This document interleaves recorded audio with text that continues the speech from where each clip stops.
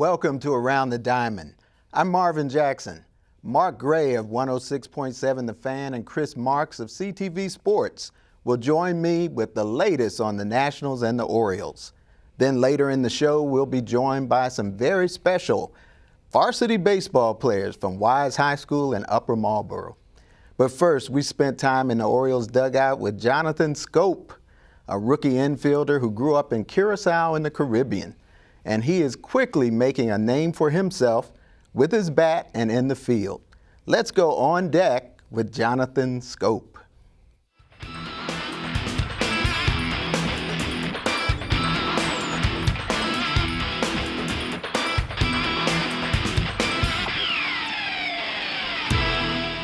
Jonathan Schoop, second base, Baltimore Orioles. I started baseball since I was 4 years old.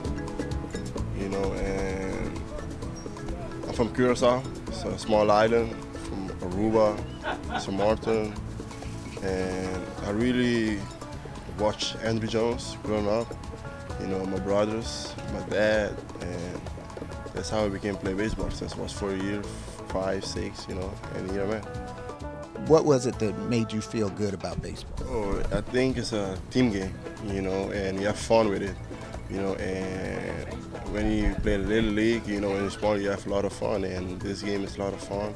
You play with not only yourself, you play with more guys, and it's a team game, and I have a lot of fun with it when I was a kid, and I still have fun with it, and when I grew up, I watched TV game, Andrew Jones and those guys, and that's how I became, really interested, like to find more about baseball, and to see how far I can go.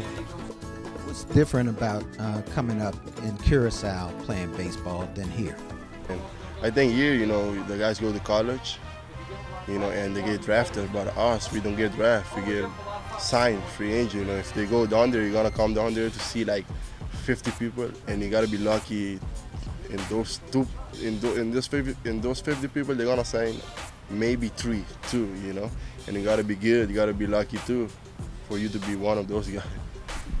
My brother played with Baltimore Orioles right now, but he was with Giants before.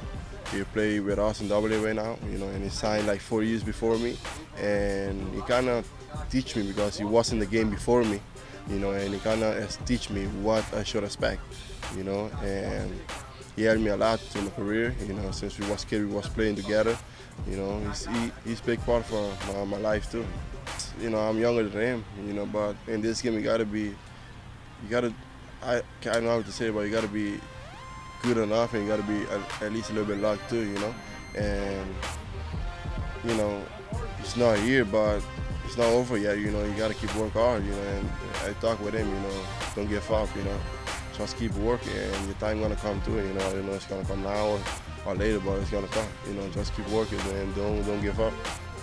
Do you have any teammates that you are particularly close to and that kind of mentor you? My close teammate is Manny Machado, but in this team, I ain't gonna lie, like everybody's close. Everybody. I'm close with Cruz, Adam Jones, J.J. Arty. Chris Davis, Nick, all those guys, they've been really good with me since I come up last year. They make me feel like a home, they make me feel like I belong here. And that's all about teammates is, I thought before I come here, I thought it's gonna be tough. Not out there, in there in the clubhouse, but it's been really good, really, really good. They help me a lot, talk with me every day, teach me what I should do outside the field and inside the field, and so far it's been really good. What do you guys have to do to win this division? Because it's a tough division. Oh, we just got to keep playing hard. The things we do right now, we have a good defense, we have a good offense, we have a good pitcher. And we just got to keep it simple, and play the game how we know to play it, and we're going to be success. What are the good things? What are the things that really make you smile?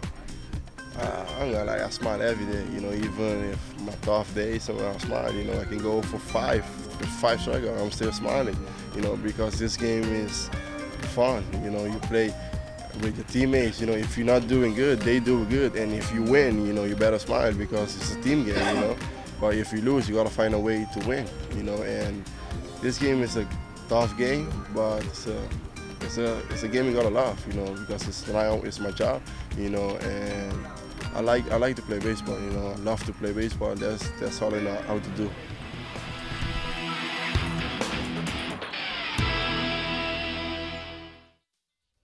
That was Jonathan Schoop. And joining me are Mark Gray, 106.7 The Fan, and Chris Marks of CTV Sports. Jonathan Schoop could be a big part of the Orioles' future, right? I'd have to say that potentially he could be one half of the most dynamic middle infield combination in the American League East. But he's a rookie.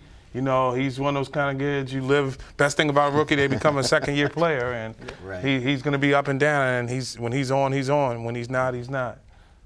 I think that, like you said, in the future with him and Machado, and you know, both really young guys, the Orioles really have a find there with those two young ball players, and getting them experience at a young age is really going to aid them as they grow in the future. And you know, the Orioles doing a good job going into the Caribbean and making some good international signings like Jonathan Schoop. Yeah, and Chris, that's becoming a big sport in the Caribbean, especially in Curacao, right? Yes, you know what? It's becoming bigger and bigger down there. The Kingdom of the Netherlands, which has performed well in the last couple of World Baseball Classics, and that encompasses the Netherlands, which most players don't come from. Aruba, St. Martin, and Curacao. You know, Andrew Jones he started that transition of players coming from that island. You have Randall Simon and Bam Bam Mullins, and now Jonathan Schoop. Roger Bernardina's played for the Kingdom of the Netherlands, and the Orioles have done a good job getting players from down there. Aruba, they had Sidney Ponson and Sir Eugene Kingsdale, who played here with the Bowie Bay Sox for quite a number of years. So the Orioles doing a good job scouting that part of the world. Too bad none of them can pitch. Right, they need some pitching, huh? Well, let's talk about Manny Machado. He's not having a great season after that injury and had the surgery.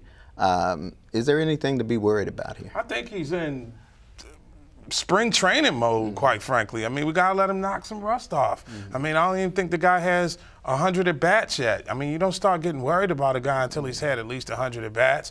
One thing we know about Manny, he's not a home run hitter. He makes contacts. His home runs are a byproduct of the contact that he makes. So when you're a contact hitter, you're going to get your hits. He's going to go the opposite way. He's going to drive in runs that way. Yeah. He's going to be all right. The defense is still sweet. He's still figuring it out. Young kid, never been hurt before. He's still kind of getting his feet wet. That's what I thought when they sent him to Frederick for the rehab assignment, and he was up with the Orioles after 4 games. I think he would have been well served to maybe do 5 games at Bowie and maybe 3 games down at Norfolk to increase his reps before he came to Baltimore. So, like you said, he's kind of still he's at the tail end of spring training right now. He's really working his way back into it. But still got a great future. Absolutely. Oh, yeah. They did the right thing with him. You couldn't rush back a knee like that, especially at this stage of his career. Exactly. And that was a horrific injury.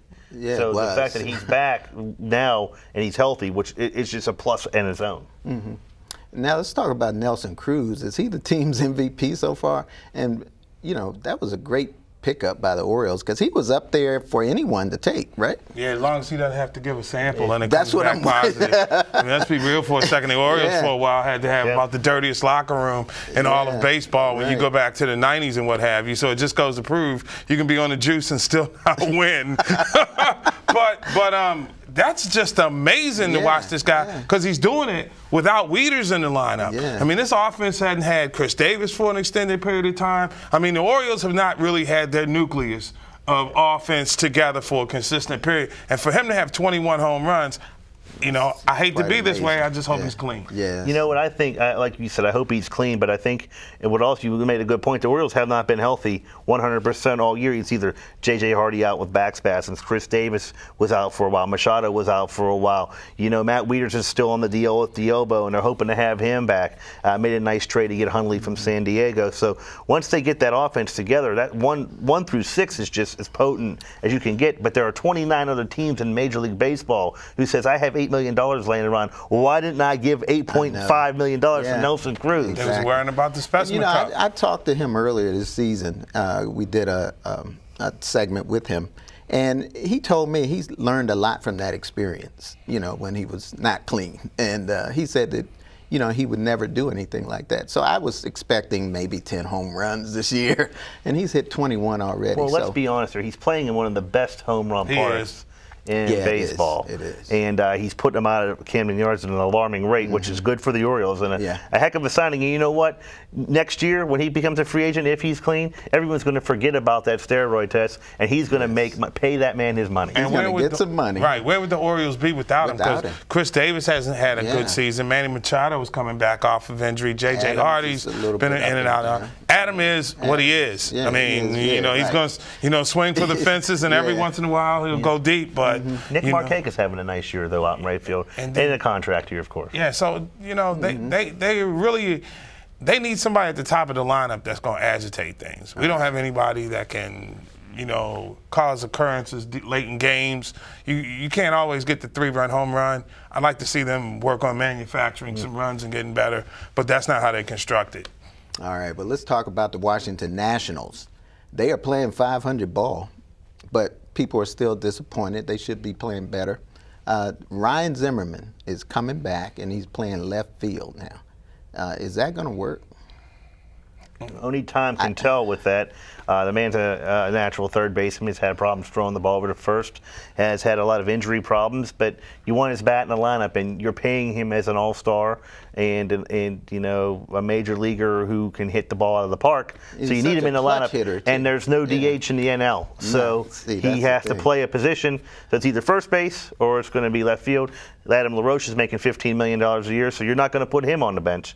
So left field's the obvious choice. It's the transition to first base. LaRoche is out at the end of the season. You bring Zimmerman out, and you want to get his bat in the lineup, like you said, Chris. But the thing that scares me about that is he is one dive into the wall or one lunge in the outfield away from going back onto the disabled list, and that can't be underscored enough. He's a terrific athlete. I think that the transition is going to be about as smooth as possible, but walls, even though they're rubberizing the whole bit, don't give. I'm worried about that shoulder making a diving play. That's the thing that concerns me, but otherwise, you have to do it.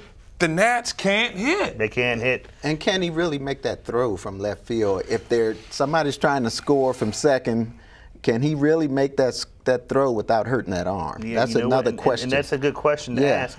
And like you said about the wall, they've already had one of their top guys go down running into a wall, Bryce Harper, who's also dealing with a lot of injury problems early in his career. That's right. And what are they going to do when Bryce Harper returns? So to your point, how are the Nationals doing? They're a 500 team with all those injuries. They should be 500. They're within a game as we tape right now of first place in the division. And you haven't really seen the impact of Doug Fister on that rotation. I think it's a lot easier transition for American League pitchers to come to the National League than it is for them to go from National to American. That's why Oriole fan, I don't think you want Jeff Samardzija. But I think that the Nationals too, I think they're going to struggle this year. I've always said it that the expectations that they've been put under with World Series or bust and NL champions or bust is a lot to put on a team. And also, the Detroit Tigers are a very well-run organization. You just don't give up on Doug Fister for a reason. He's already had injury problems this year. And, we'll see what happens. Because, like I said, they're a very good run organization, Detroit. They make a lot of the right moves. And, when the trade was made, it's like they gave him away for nothing. But, the man's already been on the DL once with arm problems. All right. Well, we're going to take a break, guys. And thanks a lot for all that good information.